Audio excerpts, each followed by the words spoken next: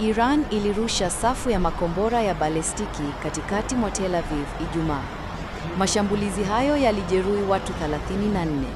Waziri wa ulinzi wa Israel Katz, alisema Iran imevuka mstari mwekundu kwa kurusha makombora katika maeneo yenye watu wengi nchini Israel.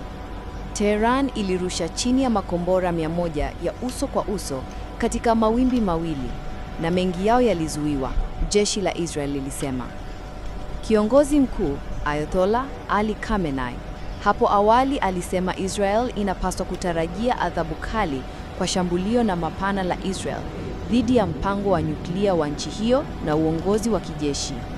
Katika mawimbi ya mashambulio yaliyoanza mapema Ijumaa saa za huko na kuendelea kutwa mzima, Israel ilimuua mkuu wa jeshi la walinzi wa mapinduzi ya Kiislamu na kulenga watu kadhaa na kusukuma eneo hilo katika mzozo mpya wenye matokeo yasiyojulikana.